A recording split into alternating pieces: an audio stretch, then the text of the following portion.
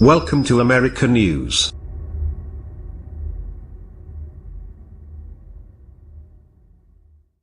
The European Union urged Kenya's ruling Jubilee Party and the main opposition alliance to be prepared to compromise hardline positions to allow for a credible rerun of presidential elections. Dialogue and cooperation are urgently needed for compromises so there can be a peaceful electoral process with integrity and transparency and Kenyans can choose their president, the EU's Elections Observer Mission said on Monday in an emailed statement.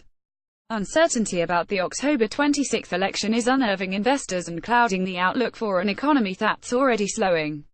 Kenya is a regional hub for companies including Toyota Motor Corp, and could become an oil exporter with Talo Oil plc among firms that are likely to start exploiting an estimated 1 billion barrel of crude resources. The opposition National Super Alliance, led by former Prime Minister Raila Odinga, is demanding changes to the Independent Electoral Boundaries Commission before a repeat of the presidential vote. The Supreme Court nullified the August 8 ballot after finding the authority committed illegalities and irregularities. Odinga has withdrawn from the reruns, citing the Commission's refusal to reform, and is scaling up street protests to daily from 3 times weekly to push for change. No election. A raft of recommendations the EU proposed for the IEBC after the botched election will help improve its technical processes if implemented, the mission said. The EU said NAS's no reform, no election campaign could result in supporters obstructing voting and results counting, while electoral law amendments awaiting President Uhuru Kenyatta's signature to become law have widened divisions in the nation.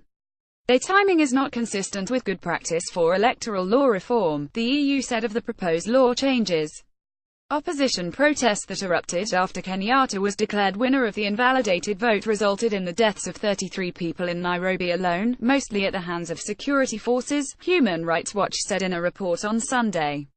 The Kenyan National Commission on Human Rights has previously placed the toll at 37 people nationwide. The national death toll could be as high as 67 because some deaths remain undocumented, said HRW, which conducted a joint probe with Amnesty International. Kenya's police force said on its Twitter account that the report was totally misleading and based on falsehoods.